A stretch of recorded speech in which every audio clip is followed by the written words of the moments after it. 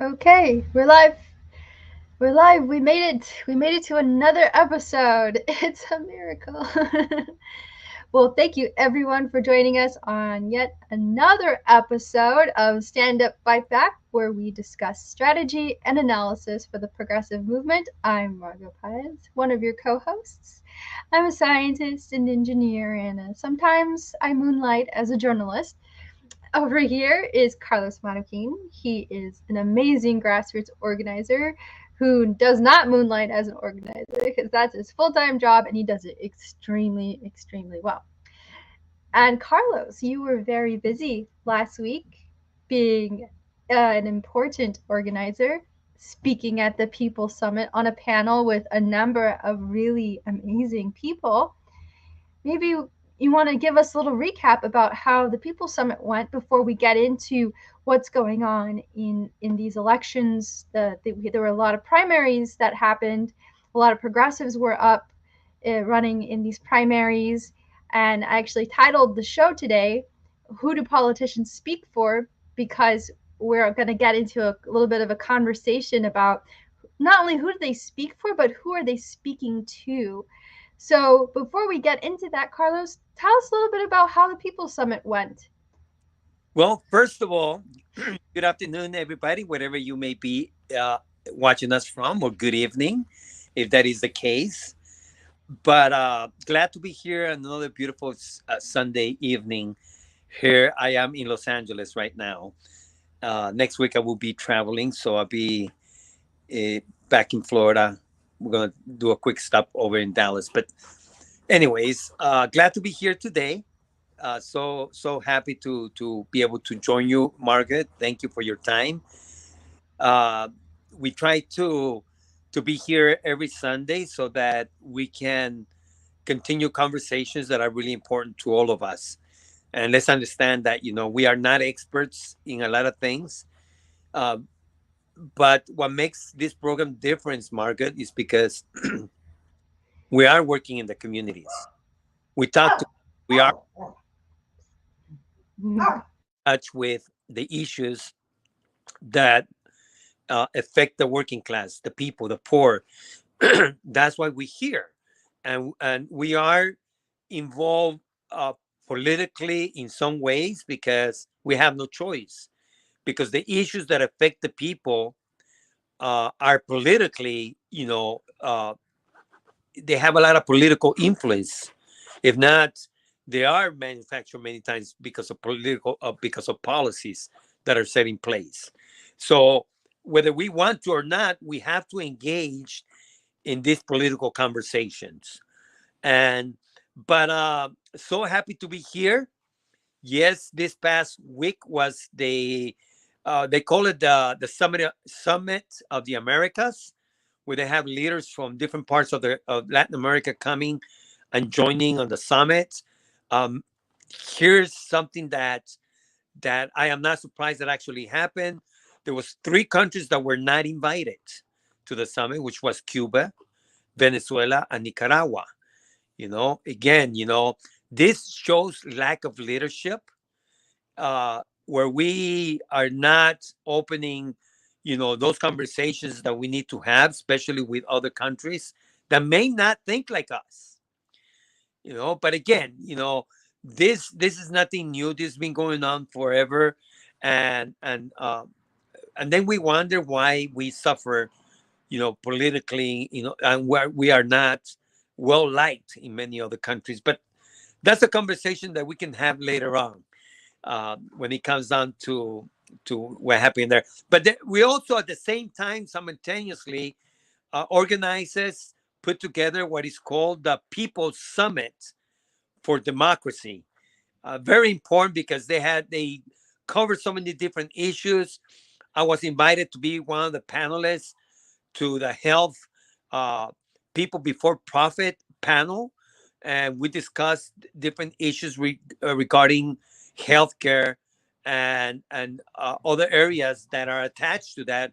For example, I spoke on food insecurity and the need for us to continue to organize, uh, as communities, as we saw during the pandemic that had it not been for the grassroots organizations on the ground, you know, the food would, was not coming. I remember where people were really having a hard time because they didn't have money because they were not going to work, and there was very little resources, and so it was a mess. But see, this is where the grassroots, progressives, different organizations rose up to the occasion, and we were able to organize and provide it for our community.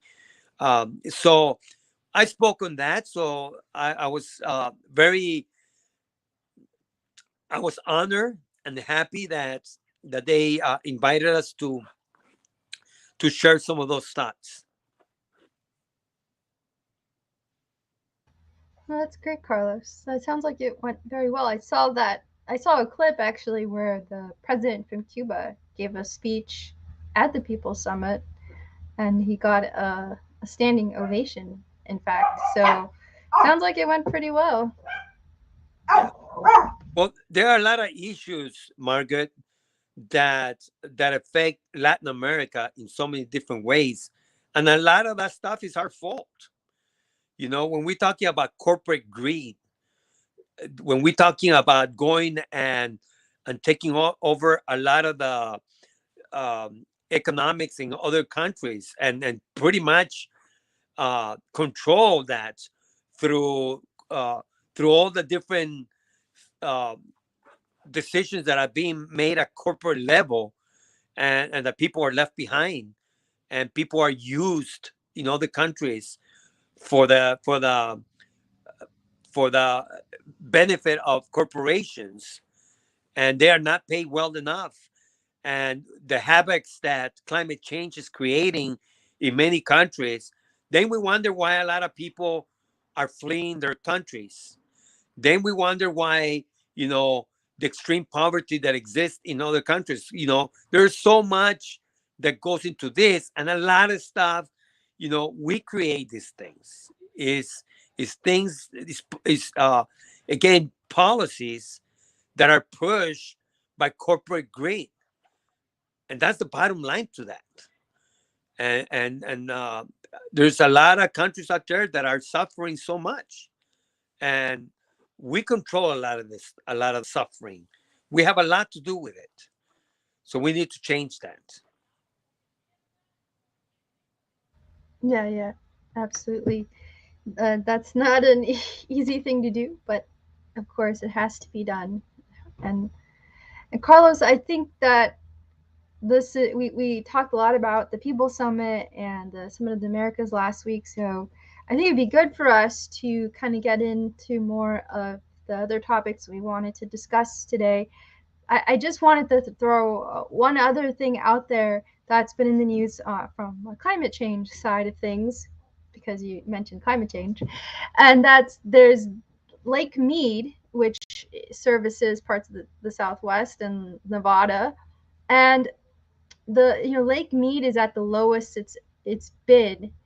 It's at its lowest watermark, and this is affecting a number of things, including being able to provide electricity to the region, because hydroelectric power is a big part of balancing and stabilizing an electrical grid.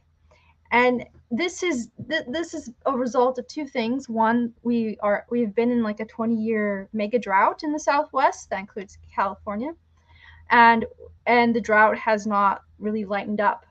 The other part of it is that we're dealing with climate change. So Lake Mead gets most of its water from snowpack. Just like in California, the snowpack is really important to us. And if we don't hit our goal on the amount of snowpack we're expected, we have water issues. So same thing with Lake Mead.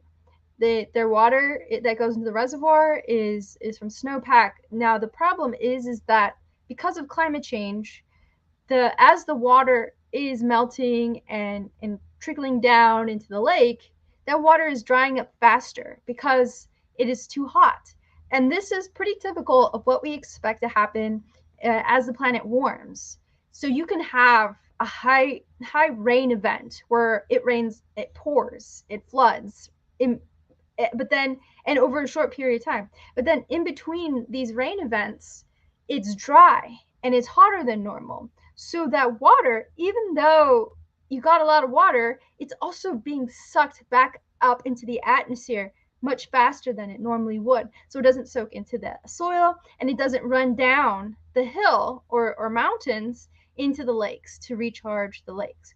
So these two things, the mega drought and climate change, are exacerbating the situation with Lake Mead.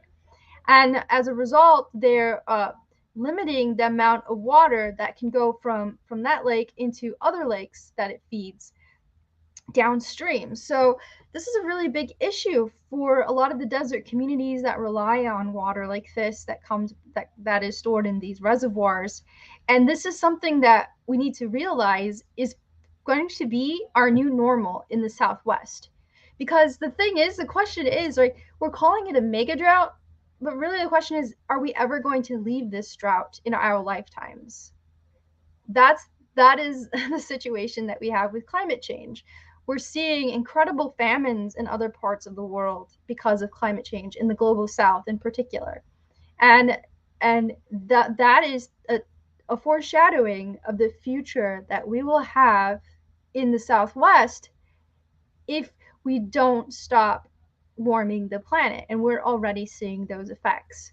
So we need to really be concerned, and we need to really find ways to put pressure on politicians and find ways to bring on more renewable energy and to bring on a just transition for jobs from the fossil fuel industry into the new energy industry that is going to be based primarily on renewable energy and batteries and maybe some nuclear. But we have to do this, and we have to do this. We need to start putting pressure on the local level as well, because we can have more say there. Because if we don't do that, we are going to run out of water in the Southwest. And that's not hyperbole, because it's not just, a mega drought. It's not just climate change. It's also that we're overusing the water resources we have, and that's fairly well documented. 80% of water usage in California goes to agriculture. And what are the kind of crops that we grow? A lot of them are like almond crops, things that require a ton of water. We have lots of livestock in California, and cows, cattle require a lot of water. And then they're fed soy, which also requires a lot of water. So this is not conducive to a dry, arid desert environment or climate.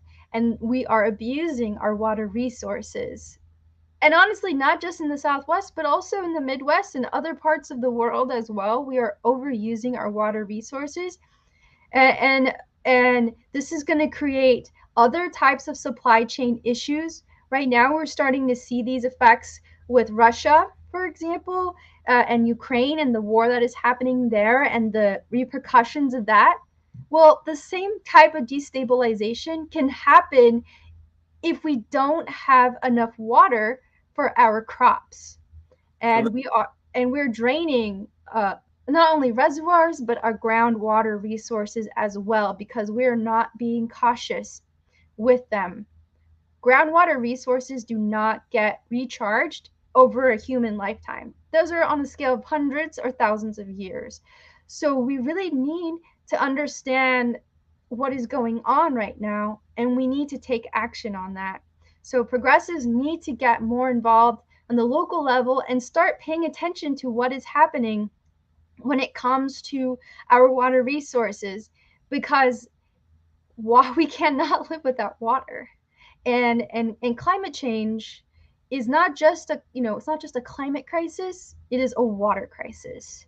So it is really important that our viewers and other people, anyone else out there, be concerned about this, look into it, pay attention, figure out what it is that you can do to make this situation better. Because in the coming years, if we don't really act on this, it's going to be worse and worse, and we will feel really terrible effects. But Anyway, that's my climate change PSA from the climate scientist and physicist, climate person. And anyway, Carlos, let's get back to the politics. We wanted to talk about Caruso and these primaries that happened. We had some successes with progressives winning in their primaries. There's still some close races going on. Nationally, unfortunately, Chesa Boudin was recalled in San Francisco, which was very disappointing to hear that he did not defeat the recall. But the struggle continues for progressives, of course. But we have now in Los Angeles, we have a runoff between Caruso and Karen Bass, Carlos. So why don't we get into that? Because I know you had a lot of thoughts on this, especially about the type of messaging that these politicians put out there. Right. So the floor is So yours. very important information that you gave on climate change, because we need to continue to monitor that and continue to speak about the things that need to be done from our end. But here in Los Angeles, we just recently had an elections here in California, and congratulations to those progressives that actually did a lot of hard work and won. Many of them are going to go to the second round, which will be November. So we look forward to that, to those races. But one of them that is very important here in Los Angeles is the race for mayor. So out of the elections, what we have now is pretty much a runoff between billionaire, developer, real estate mogul, uh, Rick Caruso, gentrifier Rick Caruso, landlord Mick Caruso, uh, and the other candidate, of course, is Congresswoman Karen Bass. So that's what we have. That's what we're gonna have, a battle between them two. And already I can tell you, Rick Caruso spent, they are reporting $40 million just to make it over the primaries. $40 million in 4 months.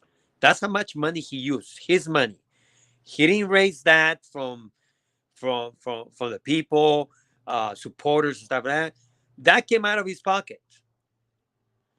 And he's got the kind of money. And that's not only alarming, that is exactly the face of everything that is wrong with politics. It's big money in politics. And I'm not going to be here today and say that I'm speaking in behalf of Karen Bass, because I'm not. I would like to put pressure on her, because I think that more needs to be done if she wants to secure the votes of the people in Los Angeles. People are fed up, and this is why we end up with candidates like Donald Trump and all these other people, or what happened over there in San Francisco, because people are not paying attention. In San Francisco, we had a billionaire, Republican billionaire, that actually was the one behind the recall. And again, San Francisco, out of all places, supposed to be a super, super progressive city. Yet you had a Republican influencing his money. And pay attention to what I'm saying, people, because this is exactly what's happening here in Los Angeles. Big money influencing the elections. That's what happened in San Francisco. That happens everywhere across the United States. And that is happening here in Los Angeles. You have a developer, a mega developer, that could care less about how much you're paying rent. But he wants to make it look like he's the answer for our problems, when in fact, he's the reason why we have a lot of our problems.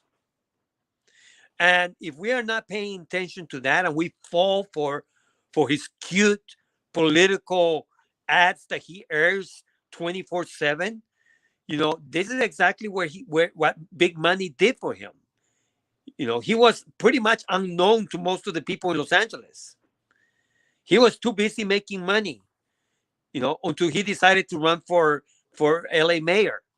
Yeah, he had done a few charitable uh, projects and things out there.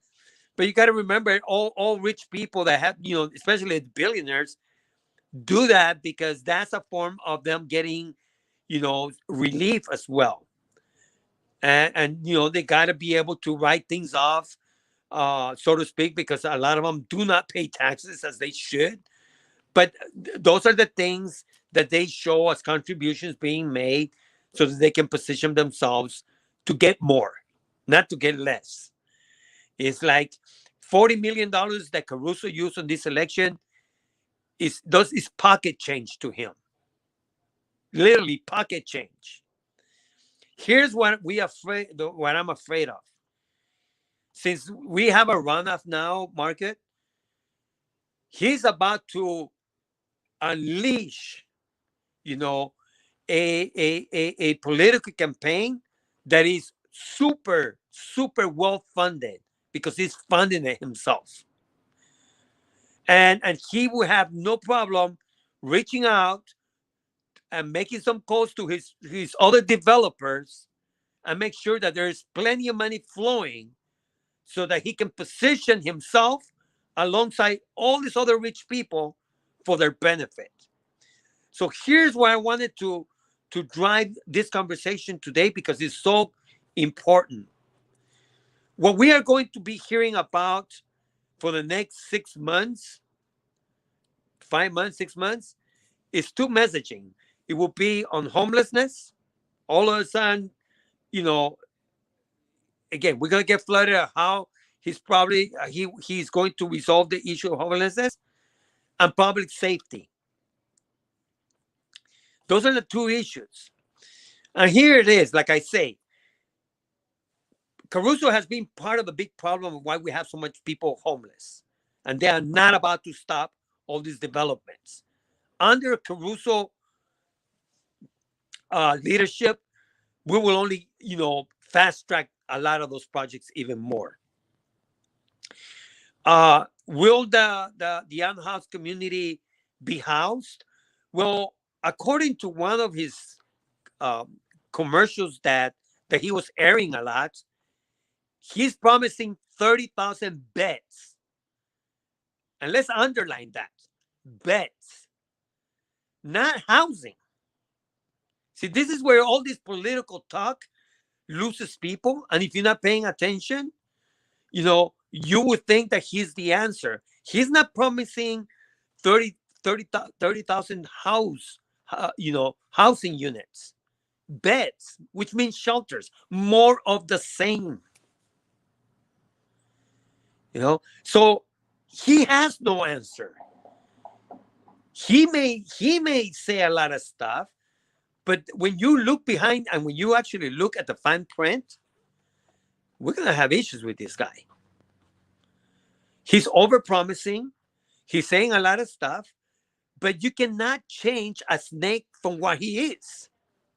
A snake would always be a snake. Caruso's a billionaire that always thought about himself.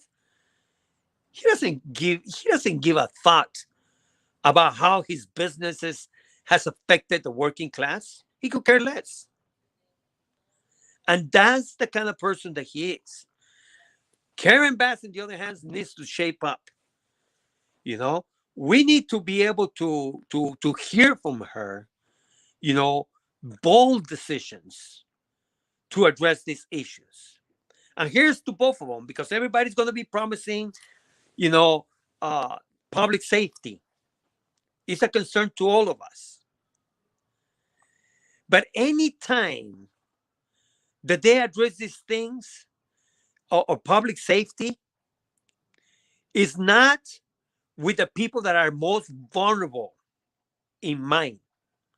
When they talk about public safety, they're talking about public safety to their neighborhoods, to their communities. Because public safety should be looked at, especially to the ones that are mostly high at risk, which is the unhoused community. That's what we need to start. That is the most vulnerable that needs safety.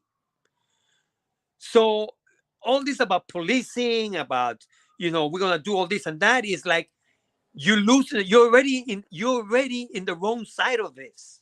You're starting in the wrong side of this. What we need to hear is how you're going to bring safety first and foremost for those people on the streets. They are not the problem. What they are saying pretty much through all the rhetoric that they are the problem. They're gonna do sweeps. They push people out of their camps. And look, I'm all for public safety, but let's start where it really counts with the most vulnerable, and that's what they're not talking about.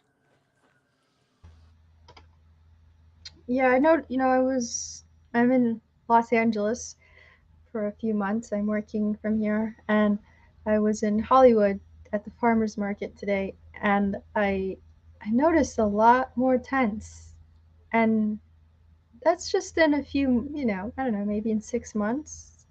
The last time I was there, it's just keeps growing. I mean, this is a really serious problem, and you're right that it's not addressing the core issues of the people who are most vulnerable here. It's really about appeasing the NIMBYs, the people, the not in my backyard type people who are like, oh yeah, we need to help them, but don't send them over here.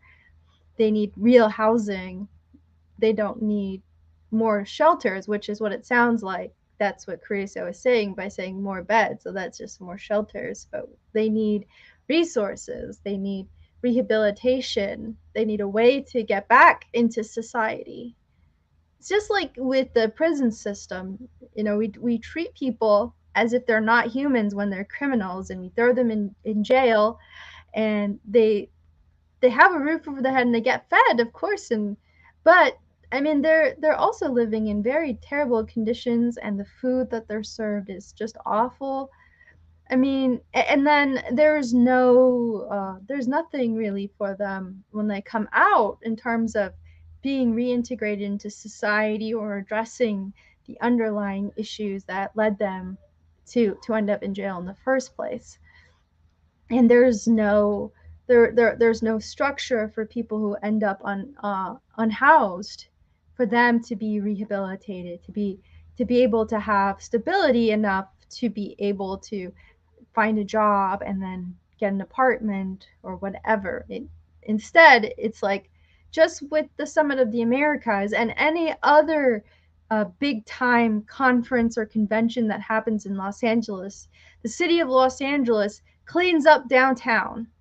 And by cleaning up downtown, that means it collects up all of the tents, all of the people living in these tents, and tells them go somewhere else. Puts them on a bus or whatever. It's like, you got to get out of here. You can't be here because you make us look bad, basically. And that's what they do every single time there's a convention or a conference. And they did that again this time around. There was a news article about that they were pushing unhoused again out of downtown for this Summit of the Americas. But that's not solving the problem. If you really want to get rid of the tents, you need to solve the economic crisis that leads people to end up on the streets. Why is housing so unaffordable? Why are people losing their job to begin with, or losing their homes? Because some people end up unhoused but they still have jobs. So why aren't these jobs paying enough for people to be able to stay in their homes? These are the real issues that go unaddressed, and that politicians never talk about. They don't talk about those things. And instead, now there's this big backlash, and you talked about the billionaire funding the opposition against Chesa Boudin, but this has been going on, and in media outlets that are also owned by billionaires, by the way, that progressives are failing on law and order, and crimes going up, and like these flash uh, robberies that were allegedly happening at some of these shopping centers in San Francisco, and AOC spoke out about that and got some heat about it. And there's been this incredible focus on law and order, and then this pushback against abolish the police, and that's the narrative that is coming across in the media. And somebody like Rick Caruso comes around, and he rides that wave, and people gobble it up. I don't really understand why, but they're voting based off of fear, like, oh, there's all this crime, and oh, all these people, these dangerous people on the street with mental illness, they could stab me. So it's our society is completely missing what is really wrong, which is the economic system is completely broken And they're and not, is not serving the most people. they're not fixing the problem. All they are doing is putting band-aids on top of the problem. And if you move an encampment, just like they did over here in Echo Park, Mm-hmm. out of 200 people that they claimed that were living there, only 17 people have permanent housing out of 200. So these are failures, and they're everywhere. But a lot of those people that were living there, when they got pushed out, they went somewhere else. It's not like they solving the problem. And that's exactly what we get when we have elections, a lot of political rhetoric. Mr. Caruso is not an outsider, he's an insider. He being at City Hall, pretty much lobbying there for all these high-end developments that he pushes for. He is Mr. Lobbyist. And again, I'm not against rich people. I want people to make money. But when the levels of greed causes so much harm to our communities, that's when we have to speak up and understand that these people are no good. He's got a couple huge mansions, one in Malibu, the other one in Newport Beach. It's like, and he's been making tons of money, literally out of the backs of the working class by pushing people out, by gentrifying. But, again, the rhetoric that we hear from candidates, they talk about law and order. They want to talk about order, having order in our cities. Something is wrong when people are living in their cars. Something is wrong when people are moving from one street to the other one because they don't have a place to sleep. That's not order. Something is wrong when people are, pacing up and down the street with mental health issues. Something's wrong with that. That's not order. So if you want to talk about order, Mr. Caruso, you need to talk about how we're going to fix these things. And don't give us just garbage numbers that you put out because they sound good. Put some meat on that. I want to know how many of your properties you plan to turn into affordable homes. I want to know how many properties you actually built that are affordable, because you have done nothing. And that's the problem, Market, is that, the safety nets that they want to be able to create are not safety nets for the people that, first of all, are suffering the most right now, and the people that are struggling, the working class, our poor communities, our working communities. They don't care about putting safety nets for them.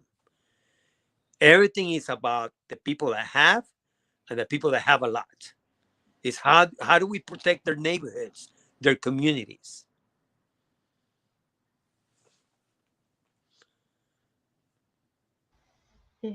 Yeah, I was just looking up some statistics the on the number of unhoused people in Los Angeles, but you wrapped up sooner than I a little bit faster than I expected. I thought I was gonna Yeah, get more time to look to find these numbers. But let's see. I've got something here. Let's see. There's more than 41,000 homeless in the city of Los Angeles. That's nearly the size of USC and UCLA student body. There are nearly as many homeless people in LA as there are people in Culver City and Rancho Palos Verdes. Let's Yeah. see. I mean, the numbers are staggering, but those are the ones that we know of. Imagine the other people that we don't know about, which are a lot of them too.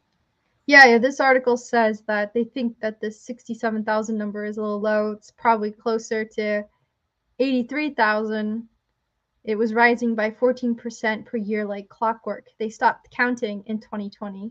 So presumably it's way beyond 80,000 people. So, yeah, that's a pretty incredible number. That's more than your medium-sized city. It's like a Right, whole city of people right. But again, without a place to live. but these are the people that were they were able to count. But there's a lot of other people that are not counted. Right now there's going to be a big push again because law and order, of people that ride the train, the metro, right? So Villanueva, another loser, um, again, he's using the unhoused community, to try to drive some political points for him. But the fact is, yeah, you're gonna get him out of there, out of the trains, out of the metro. But where do you put him at? He say that they're gonna be offering shelter, but again, these are all temporary stuff. So as soon as they put him in there, it's time to get out of there because of so many different reasons why a lot of the unhoused people do not stay in shelters. And instead of trying to solve those things and making sure that the programs that they're going to utilize are efficient and that actually work for the people that are going to be utilizing the services, I think that's what we need to start. It's not you can open a shelter, but if you don't even know how to manage that thing and you don't have services for the people, it's like you're defeating the whole purpose of this. You're defeating the entire purpose of this. When we were hit by COVID, I remember Governor Newsom, announced about some money that was going to be used to house the homeless while we wrote through, while we were going through the wave of COVID. Well, nobody knew how long that was going to last, and actually, we know that we still actually have the effects of COVID. But they were putting people in hotels. I remember they did this big thing where they wanted to open up the convention center, and only a handful of people showed up there. What a waste of money. And we're saying the same thing. Is like, don't open up anything unless you have a plan. What is your plan? What is a realistic plan that you can give us? They didn't have none. So same thing with Mitchell Farrell. What was his plan after he kicked everybody out of the Echo Park? He really didn't have a plan. It's just to making sure that the tents were moved. I saw Mitch O'Farrell today because there's also a Pride Parade along the route. The route goes right by the Hollywood Farmers Market, and he had his own like little, I guess, entourage. They had a little float of their own, and they pulled off into one of the side streets, and he was posing for a photo there, and he had a sign, and it's like Mitch O'Farrell and gay pride or LGBT pride, whatever. It was something like happy pride, and I had to do I had to like do a double take. Like, is that the guy who kicked out all those people from Echo Park? And here he is, all glammed up at the Pride Parade. Like, this guy doesn't deserve to be here. LGBTQ people are disproportionately hit. They're some of the most vulnerable when it comes to housing. The trans community is incredibly vulnerable because their their uh, their families won't accept them, and they end up unhoused. They end up on the streets. They have nowhere to go because Right. their family just disowns them. And when we talk about public safety, what about their public safety? They're already vulnerable because of who they are, and now they double vulnerable out there living in the streets. Yeah, And again, Mitch O'Farrell has so much, you know, uh, so much. He's responsible for so much of this unhoused crisis that we're going through because he's been in that pockets of developers like Caruso for such a long time. Yeah, there was this Proposition HHH, it passed in 2016 in Los Angeles. The bond measure was supposed to issue $1.2 billion in order to create 10,000 permanent supportive housing units for people experiencing homelessness. I'm reading off of a Fox LA Channel 11 news article. And and so far, 6 years later, little more than 1,000 of the 10,000. So that's like what, one like 10% of all the planned housing units, permanent housing units, have been built. 99% have not been built, and that's over 6 years. And in that 6 year period, homelessness in Los Angeles has gone up 45%. So only 10% of these units have been built. And then on top of that, since 2016, the housing market has gone up in price incredibly. And the what it costs to build now is way more than what it did in 2016 because of inflation.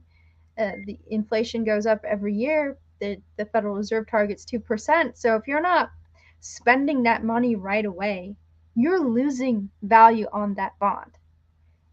So, I mean, it's just incredible. It takes 6 years to build 10% of these units, and it was over $1 billion. And the city council had allocated in 20 May of 2022, the city council allocated $1 billion to what they call homelessness initiatives. That includes 377 million for permanent supportive housing, 208 million for the Project Home Key program, 50 million for supportive services, and 17 million for interim housing. I don't understand how they plan to build permanent supportive housing if they haven't even spent, or they haven't even built 90% of the housing that they were supposed to build based off the bond in 2016. So it seems to me that there's also a lack of accountability of the politicians and the city council and in the development that these contracts. And Carlos, this doesn't surprise me too much because when I was an undergrad, I I actually did a report about for a political science class about the Santa Ana school district, and there was a really great reporter at the OC Register who was following this and doing really fantastic investigative journalism. And there the school district, Santa Ana school district, received a state bond like in the late 90s or something, and they were going to build like all of these schools, all sorts of schools. And they gave the members of the school board had taken money from developers as part of their campaign fundraising, and then they turned around and they gave these developers no bid contracts. And then the developers, they just blow up the budget on these contracts, and then they end up building like, oh, one or two of these. Let's say there was like 13 schools and they only built like two of them, and then the budget was over. It was over budget, you know. So this is there's a certain amount of corruption going on here with developers, and I guess this ties back in with Rick Caruso, that these developers are incredibly corrupt and they take advantage of the public Right, system and the right. public funding that's out there, and they blow up the budgets and they delay, and they're like, oh well, things cost more now, so you're gonna have to spend more. And they barely build anything. And this just seems to happen. I don't know if this happens outside of California, but it definitely It, happens in hap- this state. it happens everywhere because you gotta understand it. Caruso is just like Donald Trump. He's a businessman first. They think from their thinking comes from a business side of things. They're not looking at how decisions that they make are really going to affect the working class. They could care less. That's not in their thoughts. Their number one priority and number one thing that they're always looking at is the dollar amount, is the money. They don't look at nothing else. That's everything else becomes secondary. As long as they can brag about, oh, I did this, I did that, and showing the numbers, they're never gonna tell you the other side of the story of what happened to all those people that their decisions affected. And that's what we have. We have pretty much, you know, super mega rich people trying to have full control of politics, which they already have, because politics are controlled by big money. But on top of that, is they want to be able to line up their friends with all the contracts that comes out of this.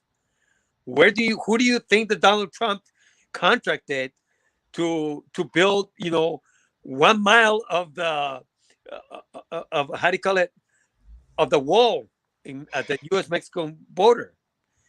And how much do you think they charge you just for 1 mile? It's such a con. That's what these people are. Rick Caruso is a con man, but he's a nice con man because he doesn't talk nasty. He comes to you like really nice, So people fall for that. But the reality is that these people are always looking at what they can get for themselves. Yeah. And Yeah.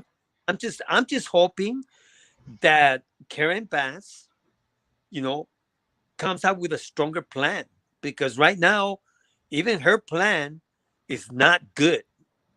It's a lot of rhetoric behind it. I'm hoping that she will come out firm with a strong plan, that she will actually show that the stuff that can actually be done. And I think she has the possibility of doing it, but I'm hoping that she doesn't get the advice of all these people that are just you know filling in the messaging with a lot of promises that end up empty at the end of the day. And that's what happened with every politician. They have the talking points correctly. They have all the lines of every issue, pretty much in line with what we want to hear, but there is nothing behind it. When you open up the curtains, the room is empty. And that's what we have with a lot of these politicians. Yeah. They're gonna tell you what you want to hear, but they have nothing. There's no power behind it. And I'm requesting a meeting with her because I want to be able to look her in the eye and say, I need to know about your plan, your housing plan. I need to know about, why is it that people have to stand in line, waiting for food, when there's so much resources, so much money available, and people should not be standing in line, for hours to get a bag of food. Those are real, we need leadership that would tell us, not what they're gonna promise, how many beds they're gonna promise. We want to know how you're going to do it and give us a plan of action. How you plan to execute this. Show it to us in black and white.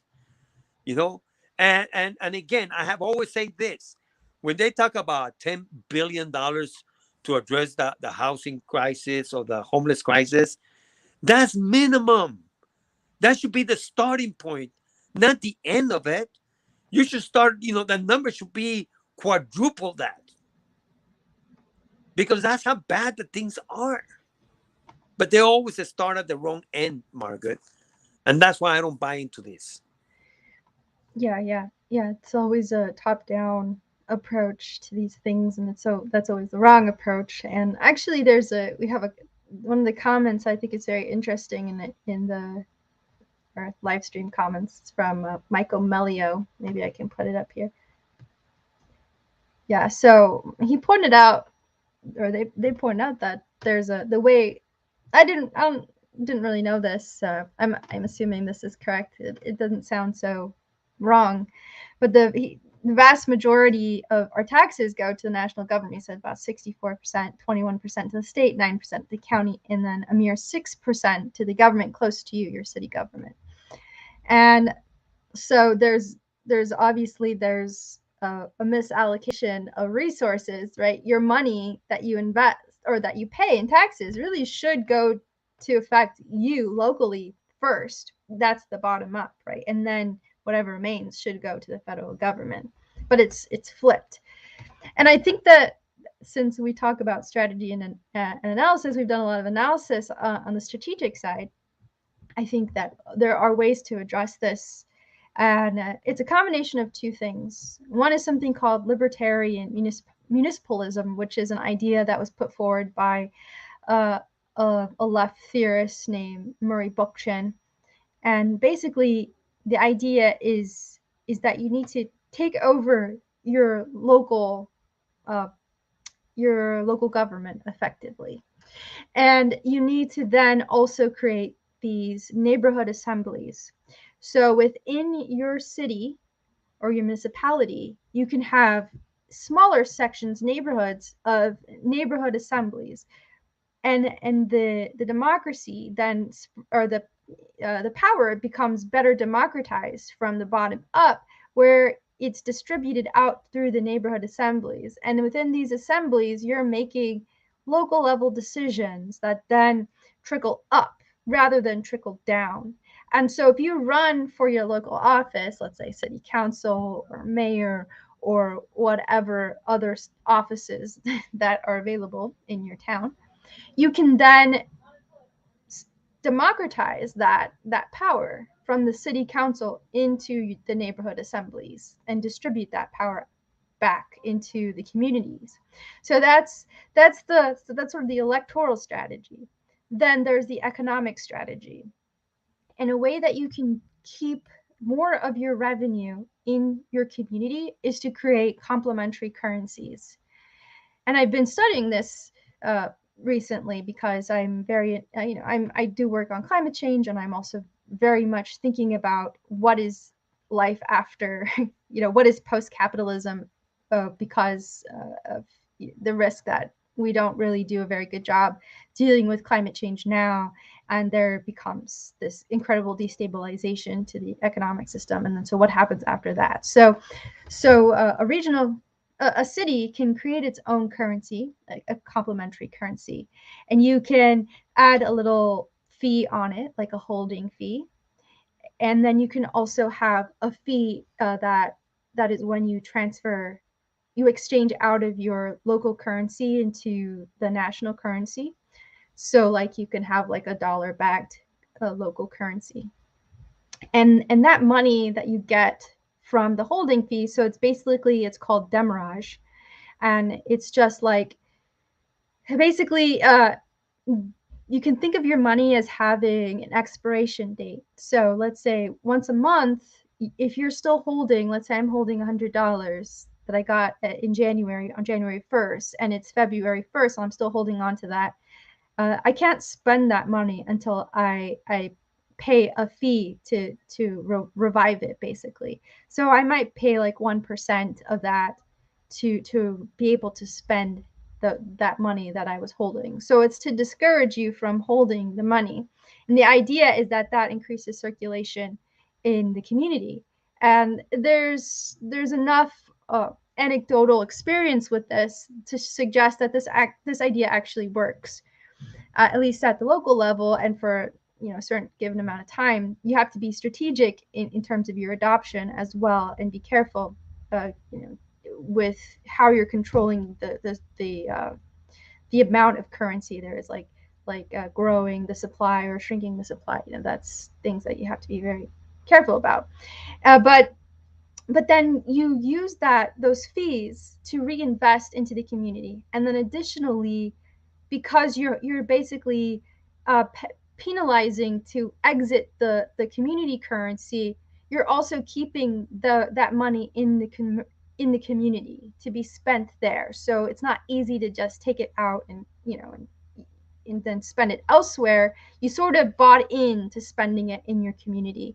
So now you're allocating funds through your complementary currency back into your community. And then you can reinvest that. And if you couple that with libertarian municipalism, and you have these public assemblies, right, and you re-democratize the the politics in your city, then now you have a say over where you want to invest that money.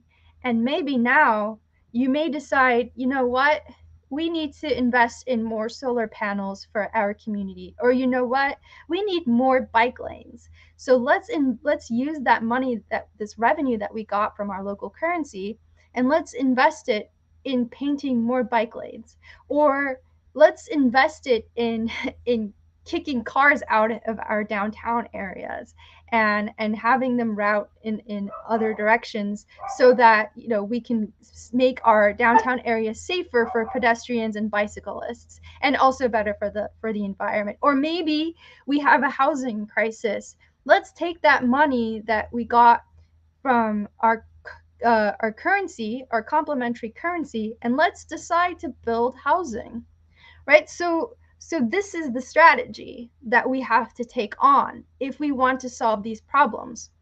Because right now what we've been talking about is like about individuals who have centralized power, and we're saying Rick Caruso has this plan and it's a terrible plan. Karen Bass, she's got a plan. But we're talking about two people. We're not talking about the millions of people who live in Los Angeles. What are their plans? What are their needs?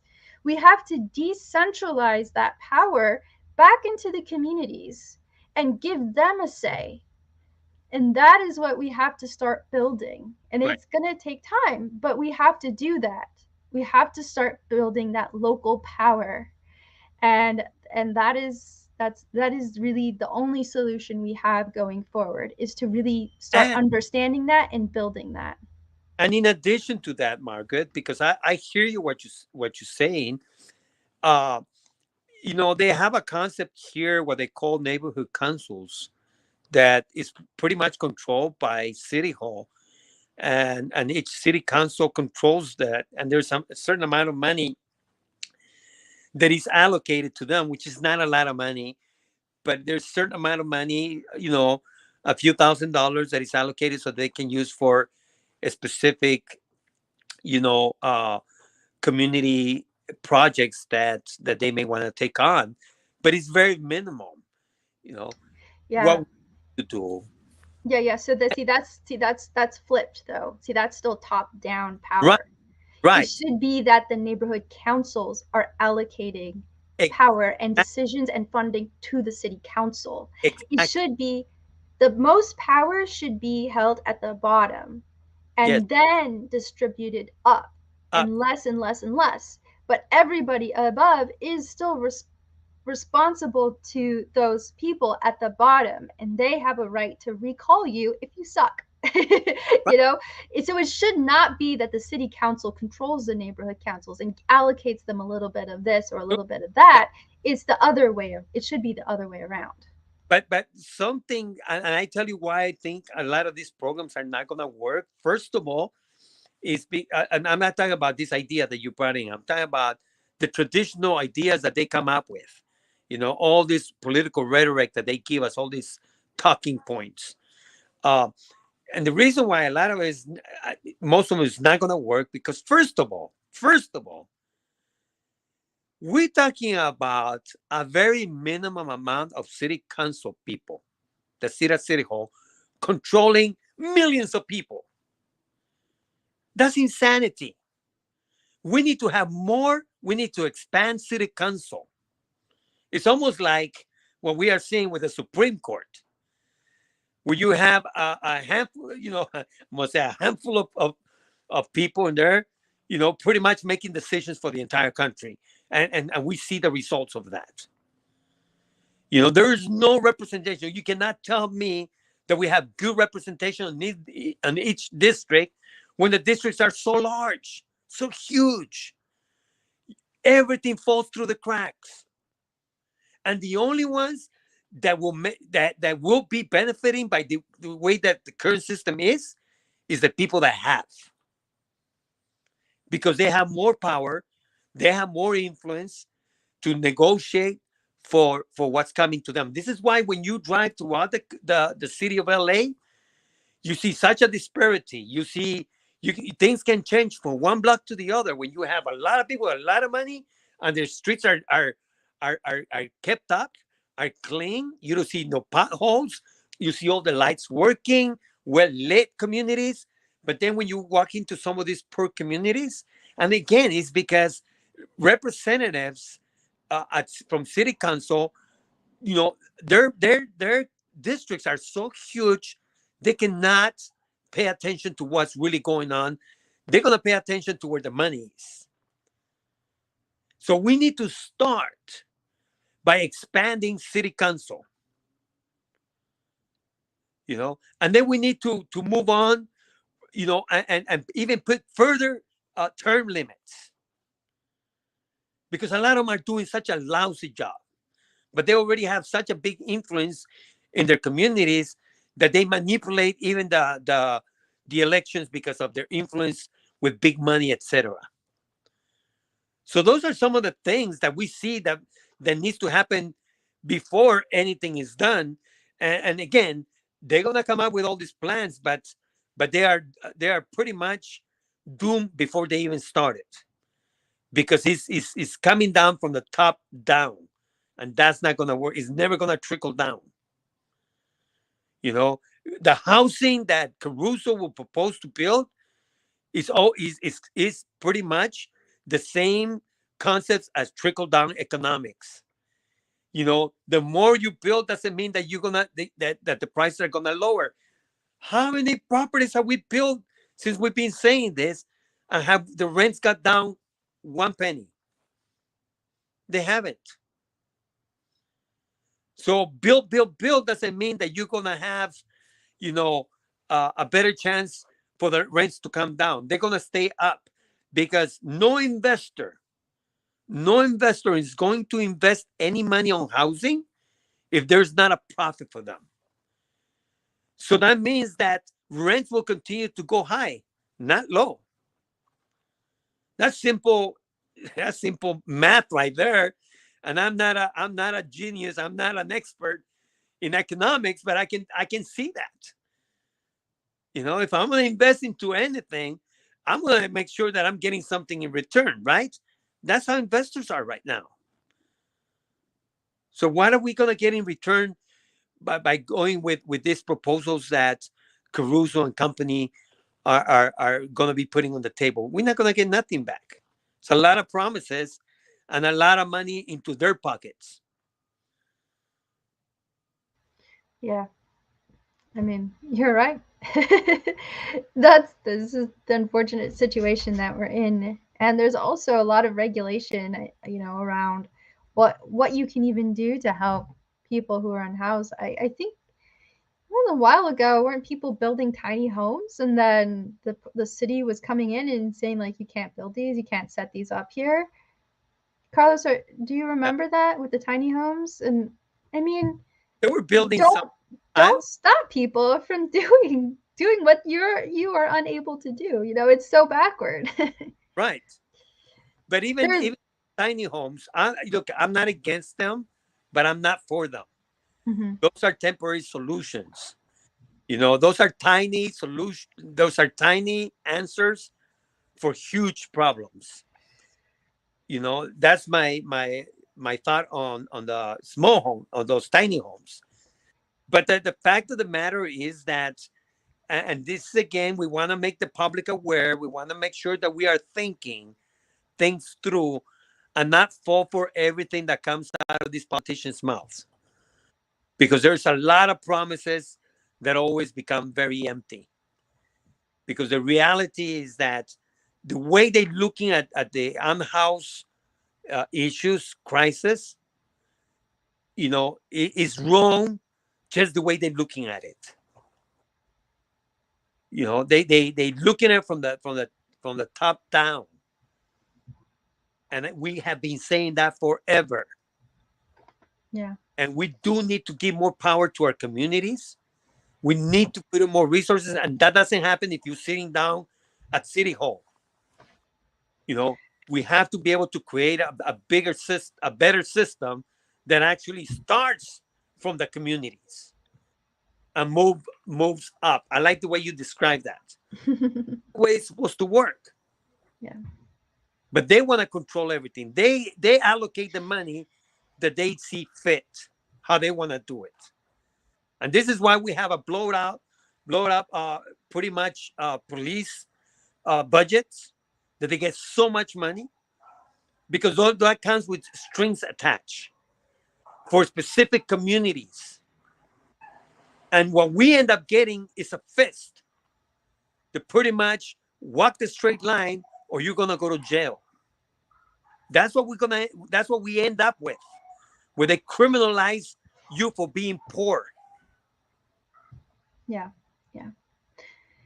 I think we have to wrap up, but I want to add something that I think one of the best community organizing experiences I've ever had was when I lived in New York and I was working with I was volunteering with an organization on affordable housing in the city. I learned a lot about how corrupt real estate is in New York City, but there was a site that Every used to be, yeah, yeah.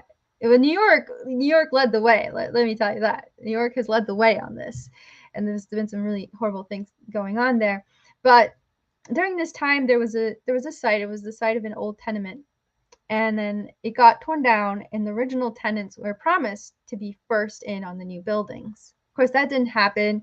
The site was never built. There's all sorts of complications. So when I came on board, I got involved with the thing, and we got together with the community, the local community, and the idea was to get input from the community and say, what would you like to see built there? What do you want? And it was a really fun experience, and it was so great to see people share their ideas about what they envisioned for their community, for their children, for each other. And this is something that is really lacking in the planning around this stuff. And that's why all of this is so important about having the power be democratized and the say be from the bottom up, because it's the people who live there, the people who are experiencing what it is like to be in this part of the city. It's them. They are the ones who know more than anybody else what that community needs. And this is what we need when we are trying to deal with a housing crisis in Los Angeles, is that we need to go to the people who are directly affected by it. And that means engaging with the people who are unhoused, especially because they are the ones who know what they need to get out of the situation, out of this cycle of poverty and being unhoused, right? So they're the ones you need to ask and say, what do you vision? What is your vision for Los Angeles to improve the housing crisis, to put an end to homelessness or being unhoused? That's the type of thing that we need in Los Angeles, just like what we did in New York City.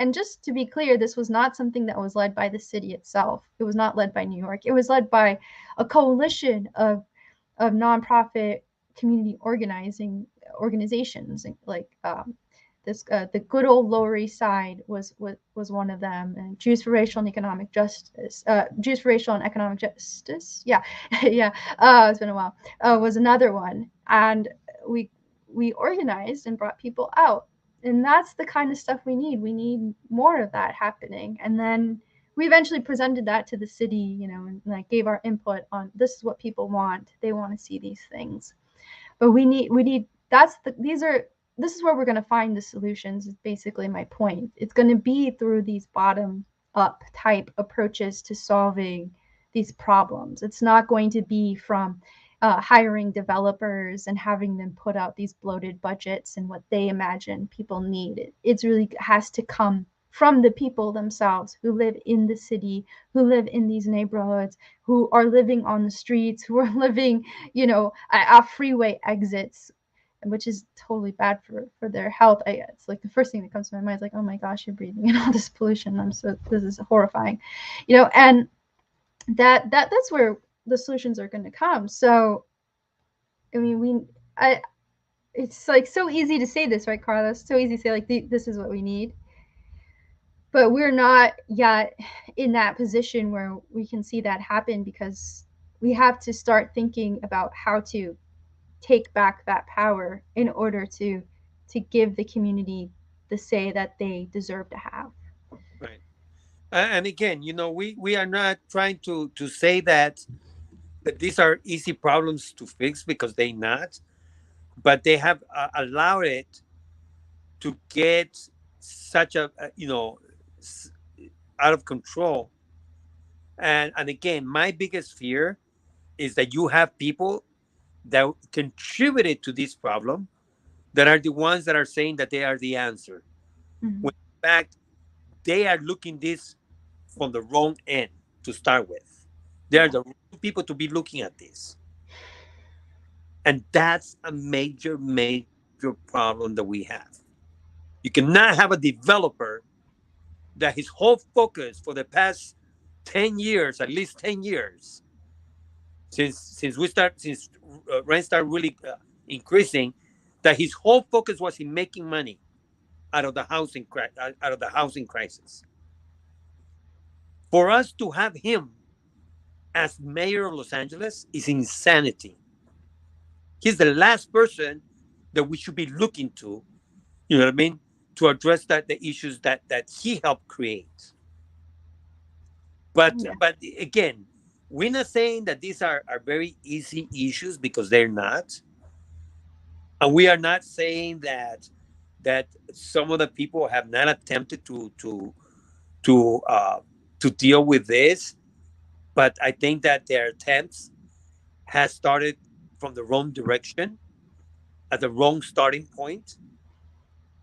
I think that we need to think outside the box, and but that's why I'm saying and I'm advocating that city council, Los Angeles City Council, should be expanded to at least double the amount of city councilmen that we have right now, council members.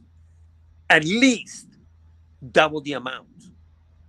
Actually, I'm Yeah. going to be looking at other cities, how big their city councils are. Yeah. But I know that one thing is like that's a no brainer. If you're in charge of this huge area, you should be able to have, you know, there's no way that you can well represent the community when it's so large, so big. You got to be able to break it down. Yeah. Out of each district, we should have at least minimum of three more districts within one district to be well represented. Anyways, happy Sunday, everybody. Thank you for joining us today. No, thank you. Yeah, we're out of time. We're over time, and time for dinner. Ooh, Well, yeah, thank you everyone for joining us today. As always, you've been watching Stand Up By Back, where we discuss strategy and analysis for the progressive movement. I've been your co-host, Margot Pius, and Carlos has been your other co-host on the show for this hour and for the every subsequent show that comes after this. So please join us every Sunday at 7 p.m. Pacific Time, 10 p.m. Eastern Time. We simulcast on Facebook and YouTube. We're on YouTube at Insight Out News, and on Facebook, we simulcast on a couple of pages. So wherever you're watching us, please just make sure you hit the follow button, hit the subscribe button, turn on notifications, and as always, please share us with your friends, your family member, your next door neighbor, the person who does your nails at the salon. Let them know we're here. We're talking about progressive politics, and we're strategizing, and we're analyzing, and trying to figure out how to make this world a better place. So thank you, and we'll see you again next week. Stay safe. Bye. bye. Have a good